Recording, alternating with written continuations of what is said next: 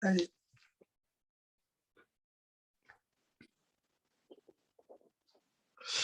Eh bien, chers amis, nous sommes actuellement dans une période fabuleuse.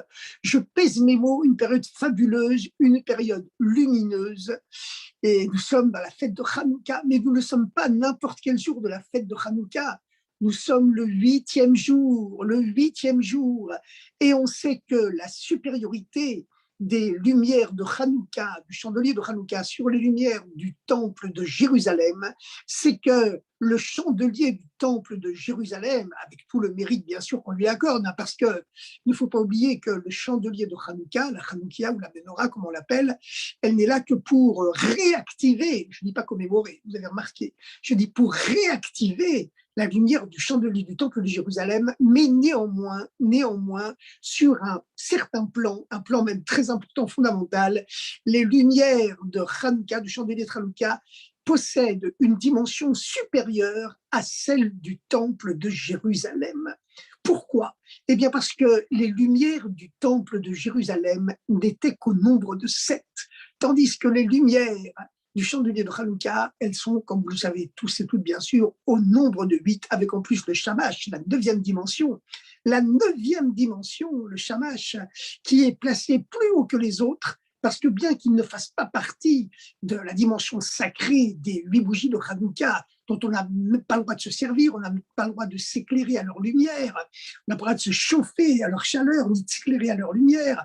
C'est pourquoi on place le shamash au-dessus, pour que si on lisait ou si on s'éclairait sans faire exprès à la lumière des bougies de Hanouka, ce soit la lumière du shamash, qui veut dire en hébreu serviteur. Mais en même temps, vous remarquez qu'il est plus haut que les autres bougies, parce que celui qui allume les autres, eh bien, il est placé plus haut que les autres. Alors, vous savez quoi? L'idée me vient de comparer les 8 lumières de Hanouka et la 9e lumière qui est celle du shamash, le serviteur qui allume les autres et qui est placé donc au-dessus des autres, parce que celui qui éclaire les autres, qui donne tout son être pour éclairer les autres, eh bien Dieu le place au-dessus des autres. Eh bien, vous savez quoi? Cela me rappelle les 8 jours de Sukkot, puisque vous savez que, comme on va le voir tout à l'heure, hein, les 8 jours de Hanouka correspondent aussi aux 8 jours de Sukkot. Et il y a les 8 jours de Sukkot, au cours desquels il y a les invités du Zohar, les fameux Ushpizin, Abraham, Yitzhak, Yaakov, Yosef, Moshe, euh, Aaron, le roi David, qui sont invités. Et puis, il y a aussi les maîtres du chassidisme. Il y a le Baal Shem Tov, le Maguide, et les 7 rabbis de Lubavitch. Ça fait 9 rabbis de la chassidoute. Le précédent rabbi de Lubavitch, Rabbi Yosef Yitzhak, est invité, lui, le jour de Shmini Atzeret, qui est le 8e jour de Sukkot, en même temps que c'est une fête à part. Voilà. Mais le 9e, c'est qui? On sait que c'est le rabbi, notre rabbi, le rabbi. Beaucoup l'appellent le rabbi, le Melech HaMashiach. Parce qu'il a vraiment dévoilé une dimension messianique dans le monde.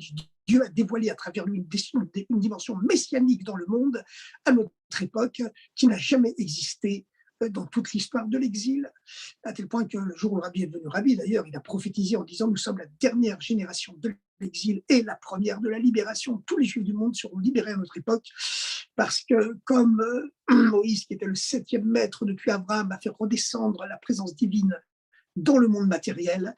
Et c'est la raison pour laquelle les Hébreux, nos ancêtres, on ne les appelait pas encore les Juifs, on les appelait les Hébreux, ont pu être matériellement libérés de l'esclavage égyptien, tant que Dieu était encore dans le ciel, parce que vous connaissez le fameux Midrash, que lorsque Dieu a créé le monde, Dieu habitait le monde matériel. Mais lorsque Adam et Chava ont péché, Adam et Ève ont péché, eh bien Dieu s'est exilé au premier ciel, et comme les hommes ont continué de pécher, il s'est exilé de ciel en ciel jusqu'au 7e.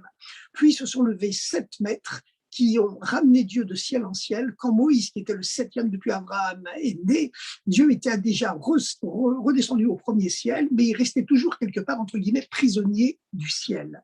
Et comme Dieu s'était constitué, entre guillemets, prisonnier du ciel, évidemment, Dieu aurait pu se libérer comme il voulait. Hein. Dieu, il est libre, il fait ce qu'il veut. Mais néanmoins, il a choisi des paramètres pour s'insérer dans ce monde et pour diriger ce monde. Et donc, Dieu était encore fâché avec le monde, il était encore au premier ciel, et comme il était, entre guillemets, exilé, prisonnier dans le ciel, voilà, je préfère exilé, bien sûr, eh bien, le peuple juif, le peuple de Dieu, était lui esclave sur la terre. Mais à partir du moment où Moïse, le septième maître, s'est levé, et il a fait redescendre Dieu dans la matière du monde, eh bien, le peuple juif, le peuple de Dieu, a été libéré matériellement dans ce monde et il a pu quitter la tête et la main haute l'Égypte pour aller recevoir la Torah sur le mont Sinaï et reconquérir sa terre en Eretz Israël. Alors le rabbi a dit, lorsqu'il est devenu le rabbi, comme nous sommes la septième génération depuis le premier maître de la Chassidut Rabbah, la Chassidut de Lubavitch, le Admour Hazaken, le Baal HaTanya, le Shulchan Aruch, eh bien, à notre époque aussi, comme nous sommes les septièmes, qu'on le veuille ou non, nous sommes des élus. Et celui qui est élu, eh bien, qu'il le veuille ou non, il est élu parce qu'il est le septième, comme le Shabbat est élu parce qu'il est le septième jour de la semaine. Alors, Rabbi a bien précisé dans son commentaire que, en vérité, paradoxalement, nous sommes les élus, parce que nous sommes les septièmes, mais nous ne sommes que des nains. Nous ne sommes que des nains par rapport aux 6 générations précédentes et par rapport à toutes les générations du peuple juif qui nous ont précédés. Mais lorsque le nain est juché sur les épaules du géant, eh bien, qu'il le veuille ou non, la vue du nain s'étend plus loin que celle du géant qui le porte, à condition bien sûr que le nain se souvienne bien que lui n'est qu'un nain et que toute sa haute taille et sa longue vue, sa large vue qui embrasse la terre entière, elle ne lui vient que du géant qu'il porte. Et ça, c'est les générations précédentes. Donc quand on conserve cette humilité, qu'on le veuille ou non, on voit plus loin que le géant lui-même. Et donc, le rabbi a dit, lorsqu'il est devenu le rabbi, c'est notre génération à nous. Et on voit que la prophétie du rabbi, elle a mis 40 ans pour s'accomplir. Mais 40 ans, c'est le temps d'intériorisation qu'il a fallu aux Juifs pour quitter le désert et conquérir la terre d'Israël, franchir le Jourdain et conquérir la terre d'Israël. Eh bien, il a fallu 40 ans pour que la prophétie du rabbi s'accomplisse et que le dernier Juif du monde ait été libéré matériellement, puisque c'est en 1991 que l'URSS s'est définitivement ouverte et que l'ancienne Russie, donc l'ancienne URSS qui s'appelait maintenant la Russie, et toutes les républiques adjacentes qui auparavant vivaient sous sa domination et qui avaient proclamé leur indépendance, eh bien tous les Juifs qui vivaient dans cet empire fermé par un rideau de fer ont pu être libérés. C'était les derniers Juifs du monde qui étaient prisonniers. Et voilà, nous vivons pour la première fois depuis 2000 ans, et même plus de 2000 ans d'ailleurs, parce qu'auparavant les Juifs vivaient déjà sous domination romaine, nous vivons pour la première fois dans l'histoire dans un monde où tous les Juifs du monde sont libres de pratiquer leur judaïsme librement. Et ça, bien entendu, c'est parce que c'est déjà un avant-goût des temps messianiques qui s'est dévoilé à notre époque. Et ce dévoilement, cet avant-goût des temps messianiques, eh bien, il s'est dévoilé parce que vous savez que nous sommes à la fin du 6e millénaire, et comme les 6 millénaires de l'histoire sont remémorés chaque semaine par les 6 jours de la semaine, le Shabbat, c'est le rappel hebdomadaire des temps messianiques, et nous les Juifs, on accueille le Shabbat bien avant le lever des étoiles, c'est-à-dire avant même le lever officiel du 7e jour, on l'accueille au coucher du soleil, ou même avant dans les grands jours d'été, c'est-à-dire que le Mashiach, il vient bien avant l'Ancien Livre, on est déjà en 5782, on vit vraiment dans les derniers instants à l'échelle de l'histoire, les derniers milliardièmes de secondes avant le Mashiach. Et on voit vraiment que tous les Juifs ont été libérés matériellement. Et maintenant, ils passent avec toutes ces ménorotes, ces chandeliers à 8 branches qui brillent partout dans le monde entier. Eh bien, véritablement, on sent que la libération spirituelle est en train de s'accomplir et d'éclairer le monde de plus en plus. Et l'idée m'est venue, puisque les 8 jours de Hanouka correspondent aux 8 jours de Sukkot. Du coup, Shmini Atzeret est inclus, puisque Shmini Atzeret fait partie de Sukkot, et cela correspond aux 8 maîtres du chassidisme. Le 9e, c'est le rabbi. Alors le 9e, c'est le Shamash. C'est lui qui allume les autres, qui donne leur véritable dimension à toutes les générations précédentes, parce que tous les jours de la semaine s'accomplissent dans le Shabbat. Et automatiquement, il est placé plus haut, parce que c'est déjà l'huile du Mashiach qui a coulé sur sa tête, grâce à Dieu. Et c'est cette huile du Mashiach qui éclaire aujourd'hui toutes les ménorotes géantes qu'on allume sur toutes les grandes places publiques de la planète, sur la place Rouge, sur la 5e avenue de Manhattan, en face du Kotel, en face de la Knesset et du palais de gouvernement en Eretz Israël, au pied de la Tour Eiffel à Paris. Dans le monde entier aujourd'hui, les lumières de Hanouka éclairent le monde. Et vous savez que lorsque le rabbi a lancé la campagne des lumières de Hanouka non plus seulement chez soi, mais les allumer sur les places publiques du monde entier, eh bien, certains États aux États-Unis d'Amérique s'y sont opposés sous prétexte d'affront à la neutralité religieuse, d'entorse à la laïcité, en d'autres termes. Et le rabbi est monté jusqu'à la Cour suprême. Voilà, il est monté jusqu'à la Cour suprême en faisant valoir que les lumières de Hanouka ne sont pas des lumières spécifiquement religieuses attachées à une certaine religion, mais qu'il s'agit du symbole universel de la victoire de la lumière sur les ténèbres, et c'est-à-dire un concept universel de victoire du bien sur le mal. Et comme le disait le Baal Shem Tov, vous avez une grande pièce immense qui est remplie de ténèbres, vous allumez une petite lumière, une petite bougie, et vous voyez clair dans toute la pièce. Un peu de lumière repousse beaucoup d'obscurité, mais l'essentiel, bien sûr, c'est que l'obscurité elle-même se transforme en lumière et se met à éclairer. Et c'est ça les temps messianiques, et c'est ça le temps du Mashiach. Voilà. Et donc, effectivement, lorsque l'URSS s'était décomposé, s'était désagrégé, avait implosé, et c'était la première fois dans toute l'histoire de l'humanité qu'un empire qui s'était donné pour but de dominer les autres par la guerre, par la violence et par la force, il renonçait de lui-même, implosait pacifiquement et accordait la liberté à tous ses citoyens en reconnaissant qu'il avait eu tort. C'est la première fois dans toute l'histoire de l'humanité qu'un phénomène pareil se réalisait. Je peux vous le confirmer, je suis historien, je peux vous le confirmer, mais n'importe qui pourra le confirmer. Évidemment, le rabbi, quand il a fait ces commentaires-là, il n'avait pas besoin de confirmation de celle de personne, mais en tout cas, sur le plan historique, c'est toujours bien d'avoir des confirmations.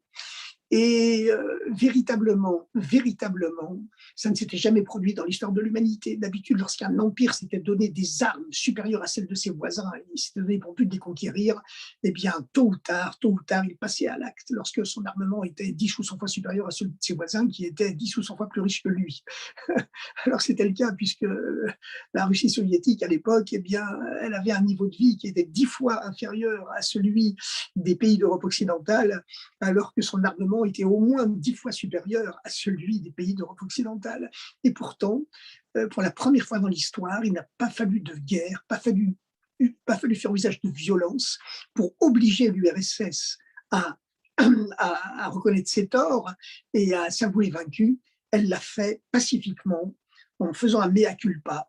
Voilà, un vidouille, un mea culpa, elle a demandé pardon, elle a accordé la liberté à tous ses citoyens, à toutes les républiques qui vivaient sous sa férule ont pu proclamer leur indépendance. Tous les juifs qui sont le baromètre de l'histoire ont pu quitter la Russie et revenir en Israël. Et véritablement, ça a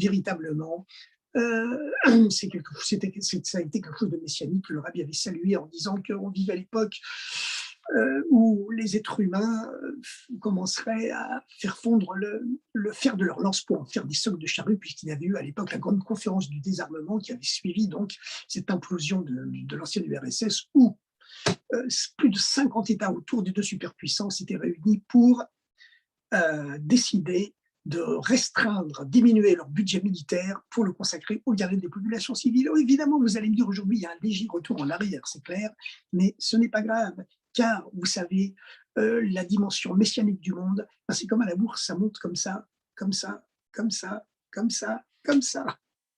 Il y a des creux, des descentes qui amènent toujours une montée plus haute. Alors voilà, je voudrais conclure comme ça. Le rabbi, c'est le 9e maître du chassidisme depuis le Baal Shem Tov, mais donc il est le shamash, la 9e bougie, et c'est lui qui allume et qui donne toute cette dimension messianique à l'ensemble du mouvement chassidique et des lumières du monde entier. Maintenant, il faut bien savoir une chose, c'est que la lumière du Hanouka, lorsque le rabbi dit que c'est un symbole universel de la transformation de l'obscurité mondiale en lumière, et que ce n'est pas un symbole spécifiquement religieux, eh bien, c'est quelque chose qu'il faut prendre au sens concret du terme. Et vous savez, on voit aujourd'hui le monde avec toute son impureté, ce monde qui reste le monde du mensonge, la machèque, le monde de la désinformation, etc., etc. Mais tout ça, ce n'est qu'une façade. Et vous savez, à l'époque, on pensait aussi que le communisme en URSS, il durait éternellement, puis en vérité, il était vermoulu de l'intérieur et il s'est dissous brusquement. Et bien, de la même façon, derrière cette façade tapageuse et mensongère du monde actuel, eh bien, il faut savoir que sous cette façade, les forces messianiques sont prêtes à se dévoiler dans la paix, la miséricorde, la lumière et la bonté. goodness and kindness, bonté et gentillesse, comme le rabbi avait demandé qu'on le placarde sur tous les murs des États-Unis d'Amérique. Alors, nous disions qu'il existe une supériorité, malgré tout, des lumières de Hanouka sur les lumières du temple de Jérusalem. C'est que les lumières du temple de Jérusalem, elles n'étaient qu'au nombre de 7. Le chandelier avait 7 branches. Il était posé au milieu du temple et on l'allumait en plein jour. Alors que le chandelier de Hanouka, il n'a pas seulement 7 branches, mais comme vous le savez, il en a 8, plus le Shamash, la 9e dimension, qui annonce celle du Mashiach, et celle du Messie. Et puis, le chandelier de Hanouka, on ne l'allume pas au centre de sa maison. Comme on ne peut pas l'allumer dehors, parce que d'après la stricte loi, il doit être à l'extérieur, à la porte de sa maison, mais à l'extérieur de la maison, comme ça se fait d'ailleurs à Jérusalem et dans beaucoup d'endroits en Eretz Israël où c'est devenu facile de le faire. Mais même quand on habite en diaspora, on habite dans un immeuble par exemple, eh bien, on ne peut pas le mettre on n'a pas de porte sur l'extérieur direct, eh bien, on a coutume, c'est rapporté dans le code de loi, dans le Shulchan Aruch, de le placer à la fenêtre ou au moins à la porte de la pièce principale de la maison, face à la mezouza, pour toujours symboliser que le chandelier de Hanouka a le pouvoir et le devoir d'illuminer le monde extérieur. On ne le met pas au milieu, au centre de la maison, on le met soit à la fenêtre, soit à la porte. Eh bien, voilà. Alors donc, il y a 3 différences entre le chandelier de Hanouka et le chandelier du temple de Jérusalem. Alors que pourtant le chandelier de Hanouka est là pour réactiver la lumière du temple de Jérusalem, et pourtant il possède cette supériorité. 3 différences qui sont autant de marques d'une certaine supériorité spirituelle. 8 branches au lieu de 7, 8 lumières au lieu de 7. On l'allume à la nuit et pas en plein jour, comme c'était le cas du temple de Jérusalem qu'on allumait en plein jour. Et on le place, le chandelier de Hanouka, non pas à l'intérieur, au centre du temple, mais à l'extérieur, peut-être ou à la porte. Sans compter, bien sûr, les allumages publics qu'on allume dans les rues pour célébrer le miracle et diffuser le miracle, puisque c'est ça tout le but de la fête de Hanouka. Voilà, et apporter le monothéisme, la croyance en un Dieu de bonté et de gentillesse au monde entier. Alors, ces 3 différences, qu'est-ce qu'elles représentent et qu'est-ce qu'elles expriment? Eh bien, vous savez bien sûr que le chiffre 7, c'est le chiffre qui régit le cycle naturel du temps, donc du monde, qui est placé l'espace-temps, n'est-ce pas? Le temps, il a précédé, la création du temps a précédé celle de l'espace, d'une fraction de milliardième de seconde, mais elle a précédé quand même celle de l'espace, bien que les deux soient liés. Et donc, le chiffre 7, c'est celui qui régit tout le cycle naturel du temps, donc de l'espace et du monde. Par contre, le chiffre 8, c'est le surnaturel, c'est le Dieu un, car il n'y a que Dieu qui soit véritablement un, l'unité parfaite, l'unité pure, l'unité absolue. C'est le Dieu un qui rentre, qui s'insère à l'intérieur du chiffre 7, à l'intérieur du cycle naturel du temps et du monde, et qui le transcende, le transforme et lui confie une dimension qui devient surnaturelle. Voilà, le chiffre 7, c'est le chiffre du naturel, et le chiffre 8, c'est le chiffre du surnaturel. C'est la raison pour laquelle, lorsqu'une circoncision tombe le Shabbat, qui est le 7e jour, parce que c'est le Shabbat qui régit le cycle naturel du temps et du monde, eh bien, la circoncision, on l'a fait à 8 jours, et bien qu'on n'a pas le droit de faire une opération chirurgicale, bien sûr, le Shabbat, eh bien, on profane, entre guillemets, c'est pas une profanation puisque c'est demandé, même c'est prescrit par la Torah, eh bien, on pratique cette opération chirurgicale, la circoncision, l'entrée dans l'alliance de Brit Mila, le Shabbat, parce que le 8, le surnaturel, l'emporte sur le 7, le naturel. Comme on sait que la harpe du roi David, qui trônait dans le temple de Jérusalem, eh bien, elle ne possédait que 7 cordes, tandis que la harpe du Mashiach en aura 8. Voilà. Donc, c'est cette dimension surnaturelle qui coiffe et qui exprime les 8 lumières de Hanouka par rapport à celle du temple de Jérusalem qu'on allumait en plein jour, alors que celles de Hanouka, on les allume à la nuit. Et les lumières de Hanouka, on les met à la fenêtre et à la porte pour rappeler que par cette dimension, grâce à ces dimensions surnaturelles qu'elles expriment, elles ont la force d'éclairer l'obscurité de la nuit, alors que les lumières du temple de Jérusalem, on les allumait en plein jour pour symboliser le fait, exprimer le fait que justement, il faisait jour sur Israël, on vivait chez nous tranquillement, alors on pouvait se satisfaire d'allumer un chandelier à 7 branches au fond de notre cœur, servir Dieu de façon traditionnelle, naturelle, sans se dépasser vraiment. Mais pour éclairer les nuits de l'exil, et tout l'exil, c'est comparé à une grande nuit, malheureusement, bien que actuellement, il y a déjà les premières lueurs de l'aube qui brillent fort, de plus en plus fort. Eh bien, pour éclairer la nuit de l'exil, cette branche, c'est-à-dire un judaïsme uniquement traditionnel et naturel, ne suffit plus. Il faut être capable de se dépasser complètement. Et c'est cela, cette force du chandelier à 8 branches, eh bien, il vient du sacrifice d'eux-mêmes, des Maccabim. Les Maccabim, ces résistants juifs qui combattaient à 1 contre 10 ou même à 1 contre 100 et qui ont réussi à ramener tout le peuple juif qui à l'époque voulait s'assimiler, ont réussi à les ramener au judaïsme, à la pratique et à l'étude de la Torah. Parce que vous savez, il n'y a rien de nouveau sous le soleil. Lorsque la civilisation grecque a pris possession de la terre d'Israël, après les conquêtes d'Alexandre, Alexandre, lui, c'est lui qui a conquis la terre d'Israël, en même temps qu'il a conquis la moitié du monde connu à l'époque. Eh bien, Alexandre, lui, Alexandre le Grand, comme on l'a surnommé, eh bien, il était très tolérant et très respectueux envers le judaïsme. Lui avait été initié à la philosophie par le plus grand philosophe de l'Antiquité grecque, le célèbre Aristote, qui était lui-même le disciple de Platon. Mais donc lui, lorsqu'il avait conquis Jérusalem, le grand prêtre, le Kohen Gadol, il était venu d'ailleurs lui donner les clés parce qu'il avait fait un rêve la veille, et il s'était montré très respectueux. Mais lorsqu'il était mort, il est mort jeune, Alexandre le Grand, il avait 30 et quelques années lorsqu'il est mort, eh bien ces généraux, ces diadoques se sont partagés son empire. Je vous parle de cette situation, c'était au IVe siècle avant l'ère commune, avant l'ère soi-disant laïque, d'accord, enfin l'ère commune, disons, pour ne choquer personne. Eh bien, ces généraux, sur les diadoques, se sont partagés son empire et la terre d'Israël, Eretz Israël, est rentrée sous la coupe du, du royaume de Syrie, la grande Syrie de l'époque. Au fil des générations, les Juifs étaient tellement fascinés par la supériorité, la grandeur de la science grecque, de la philosophie grecque. Ils étaient tellement impressionnés qu'ils ont commencé à s'helléniser, à oublier le judaïsme et à vouloir le réformer. Et il y avait des leaders dans le peuple juif qui avaient une très très grande renommée, une très grande influence sur la majorité de la population, qui disaient, voilà, le monde est devenu moderne. Écoutez, la science grecque, on appelle ça le miracle de l'histoire, la science grecque. Aujourd'hui encore, les lycéens du 21e siècle apprennent toujours les théorèmes et les postulats des grands mathématiciens grecs d'il y a 2400 ans, hein, l'époque où la Grèce dominait la terre d'Israël, la géométrie euclidienne, les théorèmes de Pythagore, de Thalès, de Chasles, eh bien, tous ces théorèmes ne sont pas démodés. Hein. Le postulat d'Euclide, ce n'est pas démodé.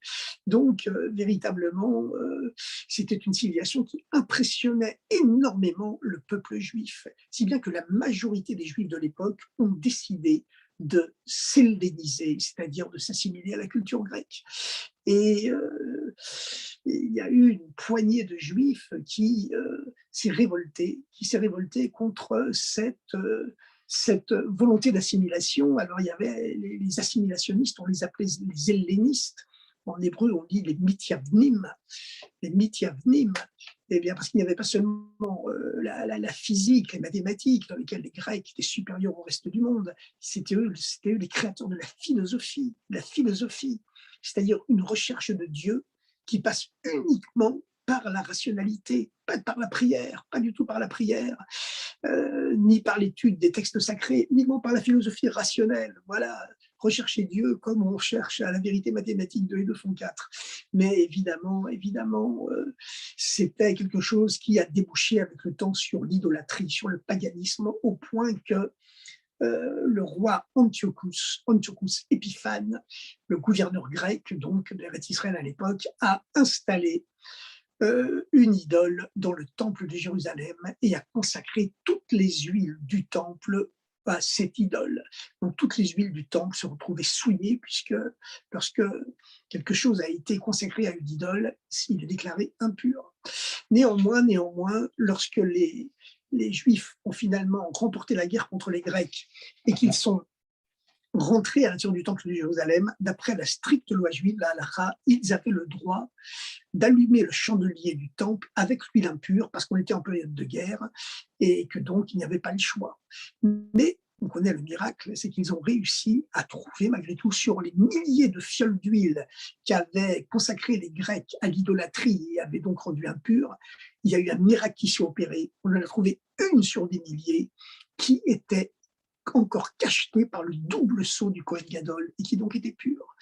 Et ils avaient le choix, soit comme il fallait que le chandelier brûle 8 jours, le temps de concasser les olives et de créer une nouvelle huile, eh bien ils avaient le choix, soit ils se contentaient de respecter la stricte halakha, c'est-à-dire d'allumer avec l'huile impure, ce qui était permis par la loi stricte, ou alors ils allaient, comme on dit chez les chassidim, Mechatrila arrive, a priori on va au-dessus, on se passe au-dessus, on saute au-dessus, et même si on a une fiole d'huile que pour une journée, on y va quand même, et Dieu nous aidera, on verra après. Et voilà, on sait qu'à la fin des 24 heures, on s'est rendu compte que l'huile ne diminuait pas, et d'un seul coup, on s'est rendu compte que c'était miraculeux, elle continuait à brûler, qu'elle a brûlé les 8 jours qu'il fallait pour purifier, inaugurer le temple, le chandelier du temple de Jérusalem. Alors, maintenant, ce qu'il faut savoir, c'est que vous savez, hein, cette guerre entre les Mithyavnim et les Maccabim, elle est éternelle. Elle est éternelle. Il y a aussi aujourd'hui des hommes politiques juifs qui ont beaucoup d'influence. Hein, ils parlent à la radio, ils parlent à la télé, ils parlent sur les réseaux sociaux. On les voit en photo dans tous les journaux, dans tous les magazines, et ils ont des pourcentages énormes dans les sondages. Et qu'est-ce qu'ils disent, ces juifs Mithyavnim? Ils disent que lorsqu'on sort de chez soi, eh bien, il faut faire comme les Grecs qui marchent qui marchent de leur tête nue, donc que nous aussi, les Juifs, on doit cacher la kippa dans notre poche lorsqu'on sort de chez soi. Ils disent aussi, c'est Mithyavnim, qu'il faut porter des noms grecs, parce que les Grecs, c'est la lumière de la philosophie, de la science et de la civilisation, et que donc, il ne faut pas s'appeler Abraham ni Yosef, il faut s'appeler pudiquement Joseph. Voilà, par exemple, il faut plus s'appeler, il faut pas s'appeler Yehuda, alors il faut s'appeler Judas. D'accord, mais Judas, ça n'existe pas, c'est un terme infamant, c'est synonyme de traîtrise. Vous savez pourquoi? Parce que comme Yehuda, c'est le lion, c'est la tribu royale, d'où viendra le Messie, d'où viennent les rois d'Israël, et dont l'emblème est le lion, l'animal qui exprime la loyauté en même temps que la royauté. Alors, l'Église, dans son délire antisémite de l'époque, elle a inversé les paramètres et elle a fait de Yehuda, qui est le symbole de la loyauté, de la royauté, de la noblesse et de la grandeur, c'est précisément le concept, l'image le symbole de cette noblesse et de loyauté, le nom de Yehuda, qu'elle a choisi pour en faire le symbole de la traîtrise, du traître, voilà, de Judas. Mais bon, en tout cas, les hommes politiques qui prêchent cette forme d'assimilation en disant que les Juifs doivent cacher leur kippa, qu'il ne faut être juif que chez soi et qu'il faut être comme tout le monde dehors, eh bien, ça nous rappelle pas seulement l'époque des Mithyavnim, pas seulement l'époque des Juifs hellénistes contre lesquels se sont battus héroïquement les Maccabim et qui ont réussi à gagner grâce à Dieu à l'époque et à ramener, pas seulement vaincre l'immense majorité grecque, mais vaincre l'immense illuminé pacifiquement la grande majorité du peuple juif qui désirait s'helléniser et oublier ses racines juives. Eh bien, vous savez, l'histoire, elle est éternelle, cette guerre des Maccabim contre les Mithyavnim, contre les hellénisants, eh bien, elle est éternelle. On l'a connue au début du 19e siècle en Allemagne, lorsque le mouvement réformé s'est emparé des règnes du judaïsme allemand et que les réformés, quand ils chantaient les prières juives dans les synagogues, ils ne les chantaient plus qu'en allemand pour ne pas se faire remarquer et se faire passer pour de bons Allemands. Et puis, ils les chantaient sur des musiques militaires ou sur des musiques classiques allemandes pour se sentir plus allemands que les Allemands. Et puis, en tout cas pour donner l'image de citoyens plus allemands que les Allemands. Et puis leur slogan, c'était « il faut être un juif chez soi et un goy dehors ». On va dire comme tout le monde dehors, mais plus, comme le dit le grand historien d'antisémitisme Léon Poliakov, eh bien, plus ils essayaient absolument de se montrer plus allemands que juifs, plus l'Allemagne leur répondait: «Vous êtes ce que vous n'êtes pas». Parce que lorsqu'un juif abîme, restreint ou même détruit une partie de son identité en cachant sa kippa lorsqu'il sort dehors, euh, en, en affublant son nom d'un autre nom, en changeant le nom de Yaakov en Jacques, Moshe en Maurice, etc., eh bien, à ce moment-là, les antisémites relèvent la tête. Ils se disent, les antisémites, un raisonnement de 2 et 2 font 4, un raisonnement très simple. Ah, les Juifs baissent la tête, et ben nous, on va lever la nôtre. Voilà. Et c'est ce qui s'est passé malheureusement en Allemagne tout au long du 19e siècle, où plus les Juifs s'assimilaient, voulaient absolument montrer patte blanche, portaient uniquement des noms allemands, des prénoms allemands, et cachaient leur kippa lorsqu'ils sortaient dehors, en étant tout fiers de se dire « nous sommes des Juifs chez nous, mais nous sommes comme tout le monde dehors », eh bien, à ce moment-là, l'Allemagne, non seulement leur répliquait « vous êtes ce que vous n'êtes pas, vous êtes ce que vous n'êtes pas », et finalement, le dernier mot sera dit par le sinistre moustachu, Mais vous savez que l'histoire aussi est éternelle sur ce plan-là, hein, parce qu'il y a des hommes politiques, le sinistre moustachu, bon, évidemment, on peut le comparer avec personne parce que c'était le mal absolu. Il n'était pas allemand, hein, il était autrichien, mais il se voulait plus allemand que les Allemands. C'est comme un autre moustachu, Staline, d'ailleurs, un grand kabbaliste, le père du rabbi, de notre rabbi, Rabbi Levi Yitzhak, qui est mort en déportation dans le Kazakhstan, déporté sous les ordres de Staline. Eh bien, il avait analysé que dans l'alphabet russe, la valeur numérique, la gematria de Hitler et de Staline, c'était la même.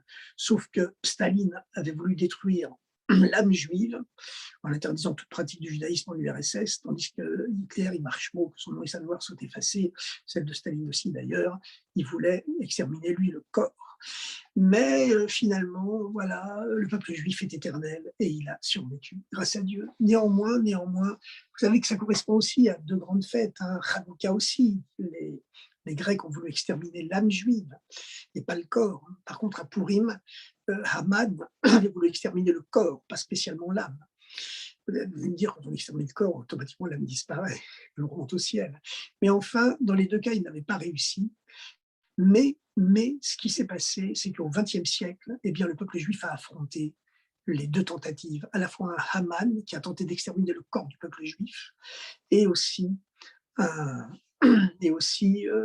un Antiochus Épiphane qui a cherché à exterminer l'âme juive. On a eu le communisme, la Shoah spirituelle dans l'Empire soviétique, et puis on a eu la Shoah matérielle, évidemment, dont tout le monde se souvient, évidemment, et qu'on a intérêt à ne jamais oublier d'ailleurs. Maintenant, il y a une autre Shoah, hein, malheureusement, c'est celle qui est, c'est la Shoah dans un gant de velours, hein, c'est l'assimilation par les mariages mixtes qui participent à la disparition du peuple juif.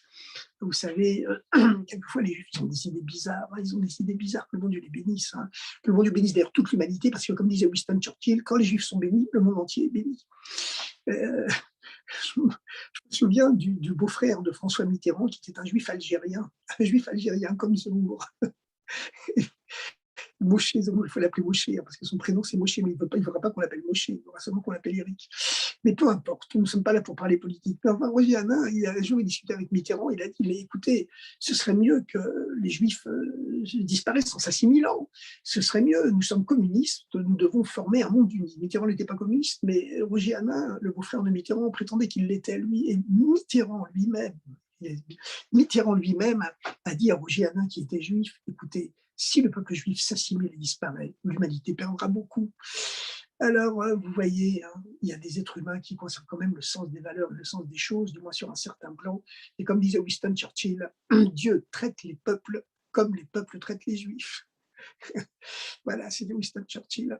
lorsque les Juifs sont bénis, le monde entier est béni. Nous sommes bien sûr, comme le disait le grand Rav Truc, le baromètre de l'histoire. Bon, mais ça, tout le monde le sait. Alors maintenant, chers amis, revenons à l'histoire de Hanouka. L'histoire de Hanouka, donc, eh bien, voilà, il y a ce symbole merveilleux. C'est pas seulement un symbole, c'est une lumière qui conquiert, qui purifie et qui illumine le monde entier. Ce chandelier de Hanouka, il est caractérisé par trois différences par rapport au chandelier du temple de Jérusalem.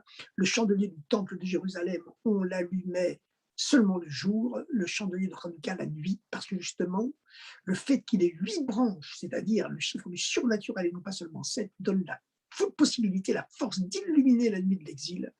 Et c'est pourquoi le chandelier de Hanouka, on l'allume à l'extérieur, soit à la porte, soit à la fenêtre, par rapport au chandelier du temple qu'on allumait seulement au centre, parce que lui, il a la force d'illuminer le monde entier. Mais d'où vient cette force, j'allais dire magique, de cette 8e dimension? Et ce soir, c'est le 8e soir de Hanouka, c'est la 8e dimension qui brille partout dans le monde. Eh bien, elle vient du sacrifice d'eux-mêmes dont ont fait preuve les Maccabim. Parce que vous savez, le judaïsme, il reste basé sur la notion de Messirut Nefesh, le don de soi. Le don de soi, le don à Dieu, au-delà de toute limite, au-delà de la nature. C'est ce que Abraham a fait. C'est ce que Abraham a fait. La première de ses épreuves, le roi Nemrod, qui avait construit la tour de Babel, a dit à Abraham, tu arrêtes de prêcher que ton Dieu est Dieu et que Dieu est le monde et que le monde c'est Dieu, parce que sinon ma population va se révolter contre moi, parce qu'elle me considère moi comme un Dieu, a dit le roi Nemrod à Abraham. Donc, où tu changes de disque, tu changes de disquette, ou alors tu vois cette fournaise, eh bien on te trempe dedans. Et Abraham a dit, je ne changerai jamais et je continuerai à prêcher que, que Dieu est Dieu. Comme il est écrit, Vaikra Abraham Shem Hashem, quel olam, Dieu monde. Il n'y a pas écrit que Abraham prêchait que Dieu est le Dieu du monde, avec l'article indéfini du, ha en hébreu, qui aurait introduit l'idée qu'il existe une dualité, une séparation entre Dieu et le monde. À savoir que le monde existe, bien sûr, en bas, et puis Dieu, il est au-dessus et qu'il le dirige. Personne ne conteste ça, même Nemrod ne contestait pas ça. Mais Abraham, ce qu'il prêchait, c'est comme il est écrit dans le texte du Chumash, Maïkra Abraham Beshem Hashem, quel olam, pas quel haolam, Dieu du monde, ce qui est sous-entendu deux entités, le monde d'un côté et Dieu au-dessus, mais quel olam, Dieu c'est le monde et le monde c'est Dieu. Eh bien, on l'a jeté à Abraham dans la fournaise ardente. Il en est ressorti indemne. C'était la première épreuve d'Abraham, et puis c'était la première de 10 épreuves qui ont culminé, bien sûr, avec le sacrifice d'Yitzhak. Et encore une fois, il est sorti victorieux de ces épreuves. Vous savez, il y a une histoire comme ça avec le petit-fils du Admour Hazaken, Baal Atania Shulchan Aruch. Quand il était tout petit, eh bien, il se cachait dans un grand four, vous savez, les grands fours russes qui ont une entrée dans une pièce et l'autre entrée dans l'autre, de l'autre côté du mur. Et il se cachait là pour écouter les Fabringen, les Mahamarim, les cours de Torah de son père, parce qu'il était trop petit, on ne lui donnait pas le droit d'entrer. Et puis, quand les frimas de l'automne sont arrivés, eh bien, sans le savoir, le domestique a allumé le feu, on l'a retiré de là dans le coma à moitié asphyxié. Et alors, il a mis un certain temps à se remettre, évidemment. Et la femme du Admour Hazaken, la grand-mère de l'enfant, a protesté avec véhémence auprès du rabbi. Et le rabbi l'a calmé en lui disant tout simplement, écoute, le judaïsme ne peut se créer que par le sacrifice, comme celui d'Abraham. C'est par le sacrifice d'Abraham que le peuple juif a été créé. Le sacrifice d'Abraham et Yitzhak, qui marque en même temps l'abolition du sacrifice humain que tous les hommes pratiquaient à l'époque. Voilà, comme le disait notre ami, le philosophe Michel Serres, que j'ai entendu un jour lorsqu'il faisait son émission de radio dans ma voiture.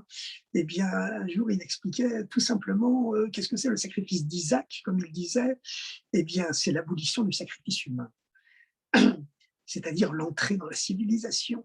Voilà, comme quoi le Baal Shem Tov disait, on apprend beaucoup de tous les êtres humains. Eh bien, maintenant, ce qu'il faut savoir, c'est que c'est le sacrifice des Maccabim, le don d'eux-mêmes, ce sacrifice de leur vie des Maccabim, ce sacrifice pour Dieu, ce sacrifice pour sauver le judaïsme, c'est ce qui a allumé en eux un chandelier dans leur cœur, un chandelier à 8 branches, un don surnaturel d'eux-mêmes qui leur a donné les trois miracles de Hanouka, parce qu'il y a eu trois miracles, celui du 24 qui se lève, du 25 et du 26. Et donc, c'est ce qui permet à ce chandelier à 8 branches de ne jamais être éteint, d'être éternel, car lorsque le Mashiach sera là, toutes les fêtes juives disparaîtront, mais le chandelier de Hanouka, lui, il sera éternel, il subsistera. La fête de Hanouka et la fête de Purim, contrairement à celle de Pessah, Shavuot et Sukkot, qu'on ne célébrera plus lorsque Mashiach sera là, eh bien, la fête de Hanouka et la fête de Purim, ces deux fêtes issues du sacrifice d'eux-mêmes des Juifs pendant l'exil, elles continueront de nous éclairer, même lorsque le Messie sera avéré, sera complètement dévoilé. Les deux autres fêtes, Shavuot, Pessah, Sukkot, leur lumière sera annulée dans une lumière beaucoup plus haute, comme les rayons du soleil seront annulés à l'intérieur de l'astre solaire. Mais les lumières venues du sacrifice du peuple juif, les lumières de Hanouka et les lumières de Purim, elles continueront éternellement. Les Romains ont réussi plus tard à éteindre le chandelier du temple de Jérusalem avec ses 7 branches et à piller le temple. On voit dans les bas-reliefs de l'arc de Titus à Rome, on voit les Romains en train de porter le chandelier à 7 branches du temple de Jérusalem qu'ils avaient pillé et l'amener dans les catacombes de Rome. Mais le chandelier de Hanouka, aucun empire n'a jamais réussi à l'éteindre, car ces lumières, elles expriment une dimension surnaturelle qui est celle de la vie, de l'histoire, du passé, du présent et du futur du peuple juif. Alors maintenant, chers amis, on va conclure, on va en tout cas s'approcher de la conclusion, en parlant un peu de ces 3 miracles successifs qui se sont déroulés à Hanouka. Il y a eu 3 miracles à Hanouka. Le 24 qui se lève, eh bien, c'est la victoire militaire de la minuscule armée juive sur l'immense armée grecque. Des divisions blindées qui combattaient avec des éléphants de guerre cuirassés de la tête aux pieds, alors que les Juifs ne pouvaient pratiquer qu'une guérilla dans les montagnes avec leurs frondes ou leurs flèches. Et pourtant, alors qu'ils combattaient à 1 contre 10 ou même parfois à 1 contre 100, eh bien, c'était une victoire complètement miraculeuse. C'est comme si vous me disiez aujourd'hui que la principauté de Monaco a réussi à vaincre la Chine ou les États-Unis. Voilà, c'est de cette ampleur que le miracle avait eu lieu. Et puis, le 25, il y a eu un deuxième miracle, c'est que, alors que, comme je l'ai dit tout à l'heure, les Grecs avaient fait exprès de consacrer aux idoles les milliers de fioles d'huile qu'il y avait dans le temple de Jérusalem, eh bien, on en a découvert quand même une qui avait été miraculeusement protégée, indemne, cachetée par les 2 sceaux du Kohen Gadol, du grand prêtre. Et puis, le 26 qui se lève, 3e miracle, mais celui qui surplace tous les autres, hein, parce que les 2 premiers, malgré tout, il y a quand même une toute petite assise dans le monde matériel. On peut toujours, en cherchant à couper les cheveux, non pas en 4, mais en 4 milliards, on pourra dire, bon, bah, ils combattaient à 1 contre 100, mais néanmoins, c'est comme si les Juifs du ghetto de Varsovie avaient réussi à vaincre les Allemands.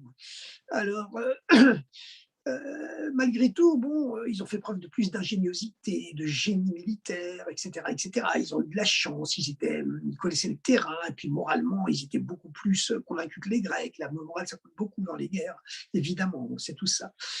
L'aspect psychologique, c'est toujours fondamental, mais néanmoins, c'est quand même quelque chose de miraculeux. Mais il y a quand même une petite assise matérielle.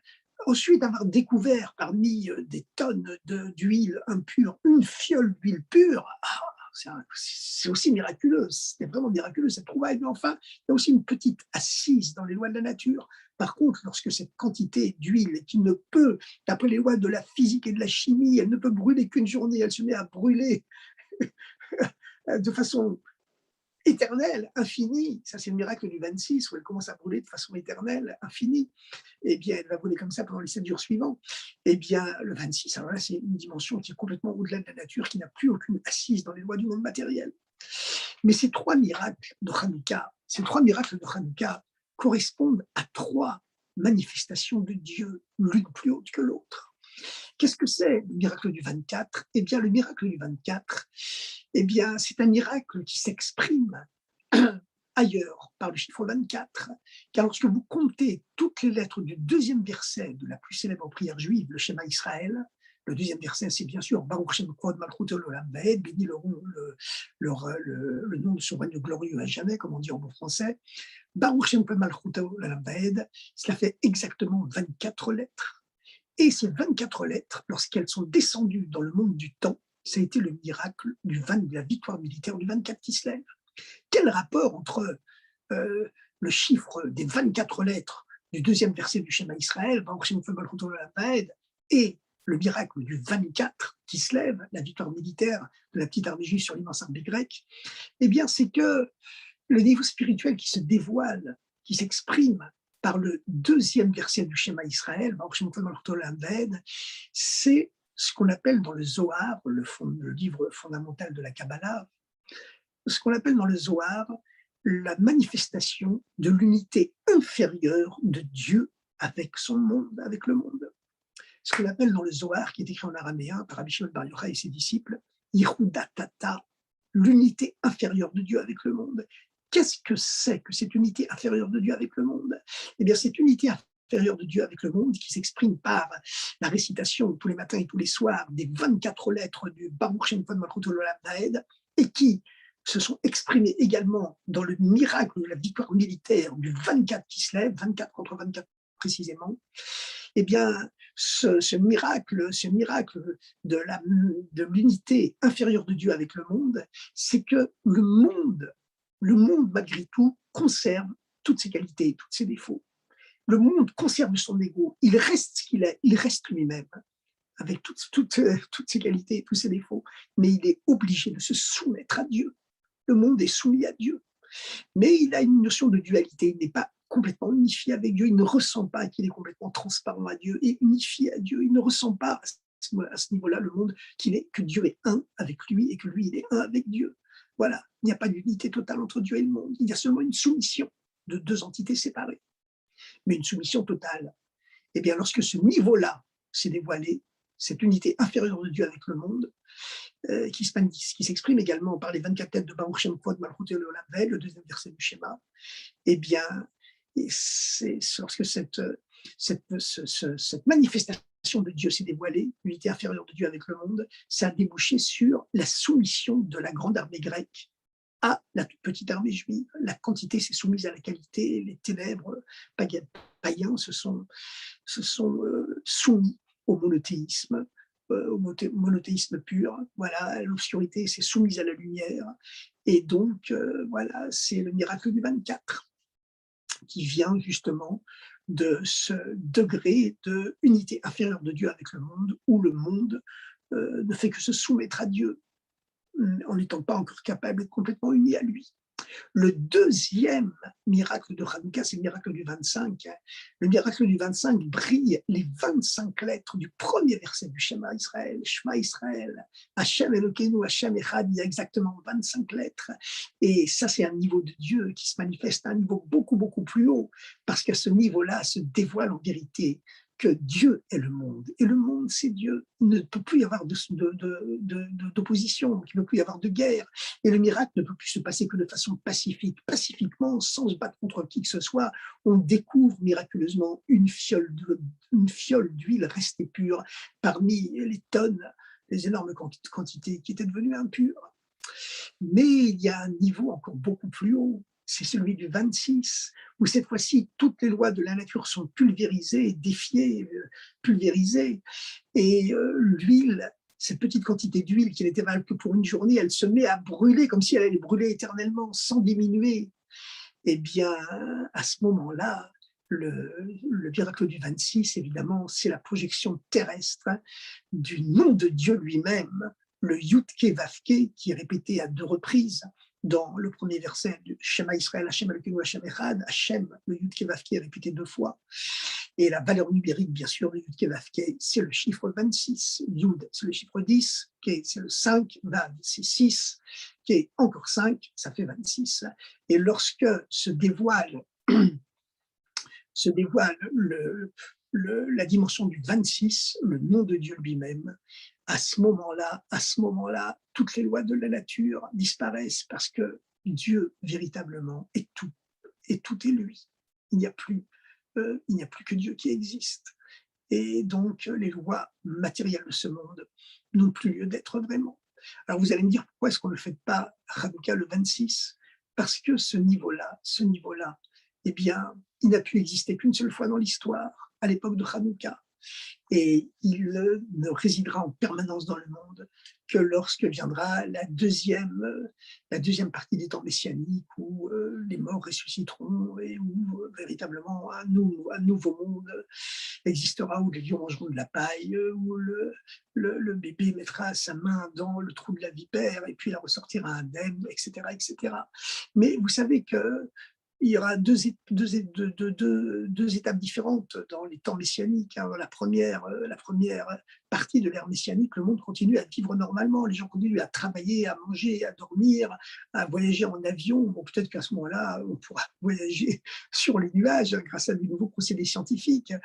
Et puis, tout le monde sera riche, véritablement, on sera sevré de richesses matérielles, donc on sera complètement saturé de richesses matérielles. Eh bien, comme l'homme veut toujours plus, toute l'humanité recherchera le spirituel. Mais on continuera à vivre normalement. Et puis, tous les Juifs du monde seront rassemblés en Eretz Israël. Le troisième temple sera reconstruit et illuminera le monde. Mais tout se passera encore de façon normale. Bien qu'il y aura la paix dans le monde entre toutes les nations. Et là, ensuite, la deuxième période des temps messianiques, avec la résurrection des morts, ça c'est après l'an 6000. Ça commence au moins en l'an 6000 et pas ou après. Maintenant, chers amis, d'abord comment personne ne sait exactement comment ça sera, comme le dit le Rambam Maïmonide dans la Halacha, on sait que ça se passera à peu près comme ça, mais exactement dans les détails, on ne peut pas le savoir. Car la chose, l'avènement des temps messianiques a été scellé dans la bouche des prophètes. Ce sont les termes même de l'Halakha du Rambam. Alors, maintenant, il y a encore une troisième dimension dont je vais parler pour Hanouka, pour finir, c'est que les 8 jours de Hanouka correspondent aux 8 jours de la fête de Sukkot. Et on le sait puisqu'il y a cette fameuse controverse entre Hillel et Shammai pour savoir si on commence à allumer 8 lumières le premier jour, en allant en diminuant et en terminant le 8e jour par une seule lumière. Ça, c'est l'opinion de Shammai. Tandis que pour Hillel, eh bien, on allume une lumière le premier jour et on va en augmentant jusqu'au 8e, comme aujourd'hui. Lorsque le Messie sera là, la loi sera tranchée comme Shammai. Mais aujourd'hui, comme il n'est pas totalement dévoilé, bien qu'il y a déjà beaucoup d'interstices de lumière, hein, qui filtrent à travers la porte, mais malgré tout, le Mashiach n'est pas encore dévoilé, donc la reste comme il est. Pourquoi Shammai estime-t-il qu'il faut allumer 8 lumières le premier jour et ensuite on va en diminuant? Eh bien, parce que Shammai, il est comme le disent les Chassidim, Chatrila River, a priori, on passe au-dessus. On commence au-dessus, avec le plus fort, avec le plus haut, avec le plus beau. Et comme les 8 lumières de Hanouka, elles ont le pouvoir d'illuminer le monde entier, eh bien, chaque jour, on a besoin de moins de lumière, puisque le monde est déjà purifié par les 8 lumières du début. Donc, le deuxième jour, le monde a déjà été grandement purifié. On peut déjà n'en allumer plus que 7 et redescendre dans les voies de la nature. Et puis ensuite, etc., jusqu'à ce que, pour signifier que le premier jour, le monde a été vraiment totalement purifié, pas seulement de façon générale, comme le premier jour de Hanouka avec les 8 lumières, mais même dans les détails des détails, lorsqu'on arrive à une seule lumière le dernier jour. Et Shammai part du principe que Hanouka, c'est également lié à la fête de Sukkot, et que pendant la fête de Sukkot, eh bien, on offre en tout 70 taureaux sur l'autel du temple de Jérusalem pour purifier les 70 peuples. On trouve cette ressemblance entre la fête de Hanouka et la fête de Sukkot. La fête de Hanouka, elle est faite pour illuminer le monde entier. Comme l'a dit le Rabbi auprès de la Cour suprême, ce n'est pas un symbole spécifiquement religieux, c'est le symbole universel de la victoire de la lumière sur les ténèbres. Et c'est pour ça qu'on doit toujours allumer au maximum à l'extérieur pour diffuser le miracle, diffuser la lumière. Mais de la même façon, pendant les 8 jours de la fête de Sukkot, qui correspondent donc aux 8 jours de la fête de Hanouka, on offrait 70 taureaux pour purifier, pour éclairer le monde entier, pour purifier les 70 peuples et illuminer les 70 peuples. Et puis, on en offrait de moins en moins chaque jour. Le premier jour, on en offrait 13, ensuite 12, ensuite 11, etc. Jusqu'au dernier jour de Sukkot, on en offrait 7. En tout, ça faisait 70. Maintenant, si je me suis trompé, vous me faites signe. Mais c'était ça le principe. Donc, Shammai dit il faut allumer 8 lumières et ensuite aller en diminuant à partir du premier jour, selon le principe de la fête de Sukkot, qu'on éclaire le monde d'un seul coup en général, et ensuite, comme on a de moins en moins besoin de l'éclairer, puisqu'il est déjà grandement purifié, on diminue de plus en plus. Hillel dit non, non, parce qu'il y a un autre principe de base, c'est que dans le judaïsme, dans la spiritualité, on ne peut que s'élever, on ne peut que progresser. Ma'alin ba'kodesh, on s'élève dans le sacré. Mais l'homoridine, et on ne descend pas. À l'image des rêves de Yosef, hein, qu'on peut comparer à ceux du pharaon, c'est que lorsque Pharaon fait des rêves, il rêve d'abord de vaches grasses, mais elles sont englouties ensuite par des vaches maigres. Il rêve de gros épis de blé, mais qui sont dévorés par cet épi de blé rachitique. Il rêve d'abord de grosses vaches, c'est le règne végétal qui est plus haut dans les 4 règnes, minéral, végétal, animal et humain, qui correspondent aux 4 lettres du nom de Dieu. Ben, l'animal, il est supérieur au végétal. Le végétal se réalise lui-même en servant de nourriture à l'animal. Donc, les premiers rêves du pharaon, ça se passe au niveau de l'animal, des vaches grasses, mais ensuite ça descend au niveau du végétal. Et à l'intérieur de chaque rêve, on régresse des vaches grasses aux vaches maigres. Non seulement on est descendu de l'animal au végétal, mais ensuite on régresse des vaches grasses aux vaches maigres, et on des beaux épis de blé aux épis de blé rachitiques. C'est-à-dire que lorsque les gens vivent dans un monde sans valeur, dans des antivaleurs. Au début, il peut y avoir beaucoup de bonheur et beaucoup de richesse, mais finalement, ça s'amenuise, ça descend, jusqu'à ce qu'il ne reste plus rien. Comme on sait que la famine, elle est venue ensuite, évidemment, et elle aurait englouti toute l'Égypte si Yosef n'avait pas engrangé des réserves et si Yaakov n'était pas venu en Égypte, ce qui a arrêté la famine, finalement. Mais par contre, les rêves de Yosef, de quoi rêvait-il Yosef quand Dieu lui montrait l'avenir en rêve, un peu comme Pharaon?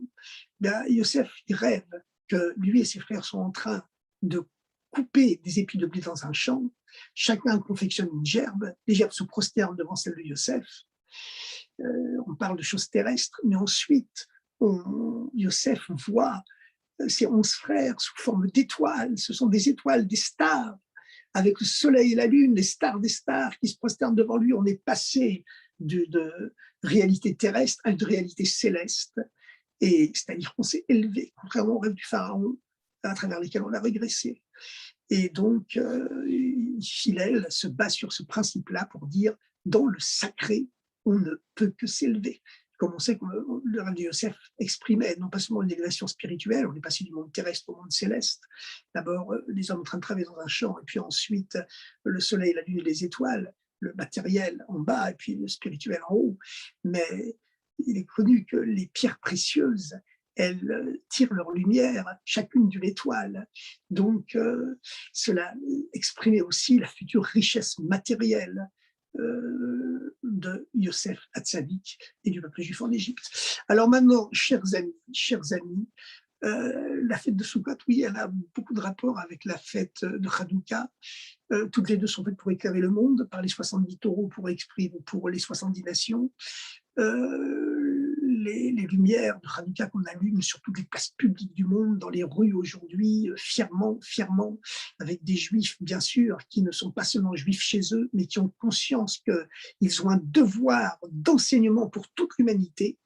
Donc, il est certain que des juifs qui veulent absolument qu'on range sa kippa quand on sort de chez soi, et que comme les juifs allemands réformés, il fallait absolument qu'ils portent uniquement des noms allemands, Franz, Fritz.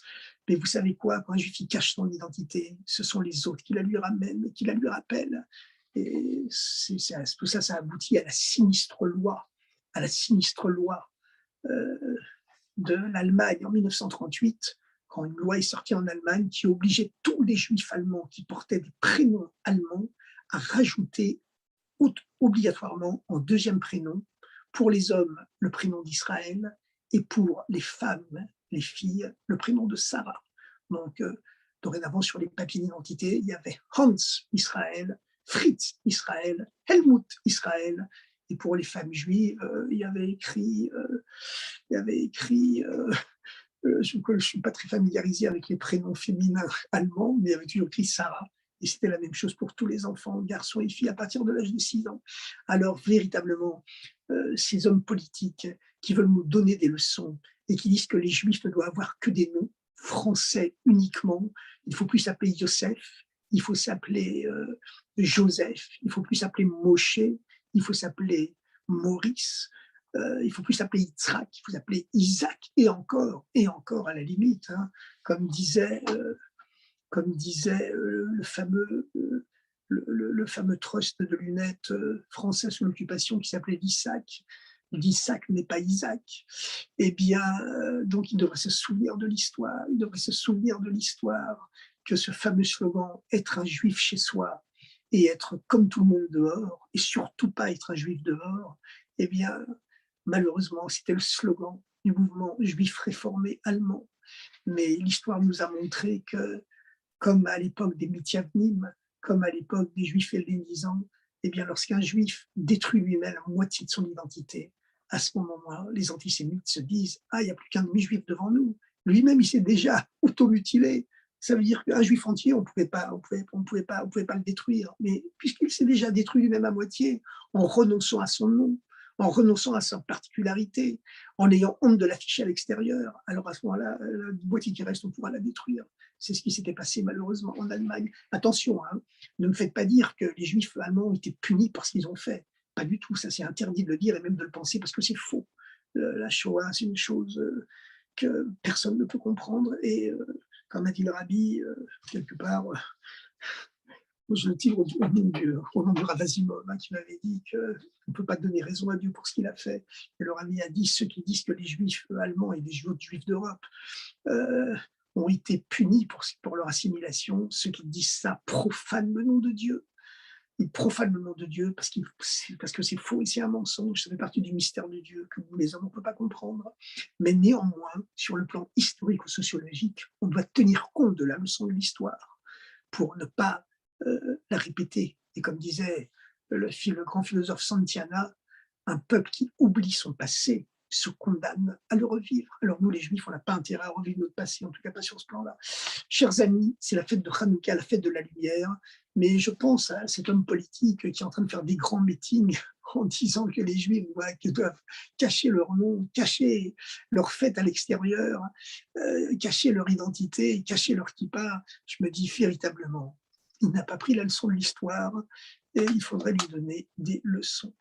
Alors, chers amis, en tout cas, une très très bonne fête, une très très bonne année, et que les lumières de Hanouka, vous savez, on en allume une de plus chaque jour, mais surtout on doit les allumer dans notre cœur, on doit les allumer dans notre cœur, on doit les allumer dans notre vie, on doit les allumer dans la rue, être un juif dans la rue, comme nous l'enseigne la fête de Hanouka, c'est ça le plus important, c'est encore plus important d'être un juif dans la rue, être un juif dans les activités profanes de la vie de tous les jours, à son travail, etc., que de l'être à la synagogue et de l'être chez soi. Évidemment, l'être chez soi, c'est fondamental, à la synagogue aussi.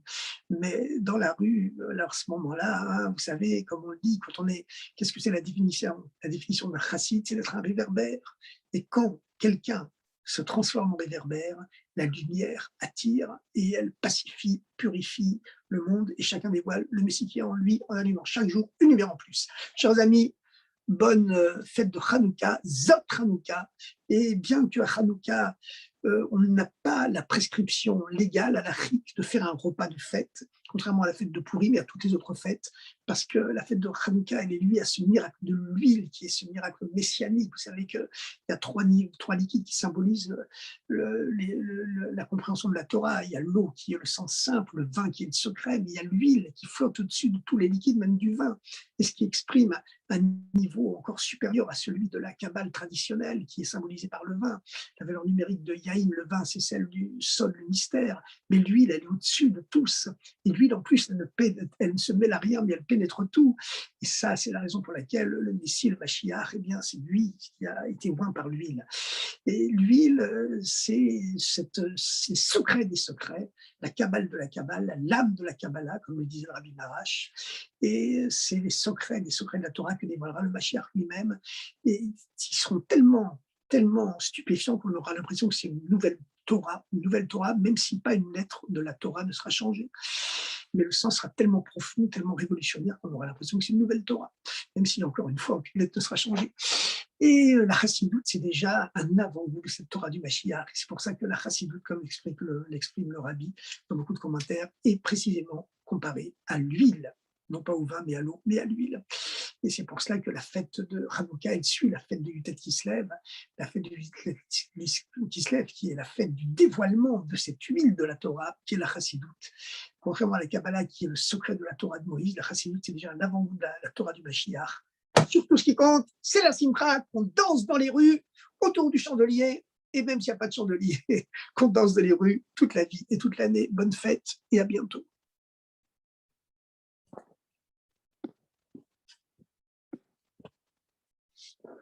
Bon, je vous souhaite tout le meilleur, et plus que ça encore, que les lumières brillent éternellement.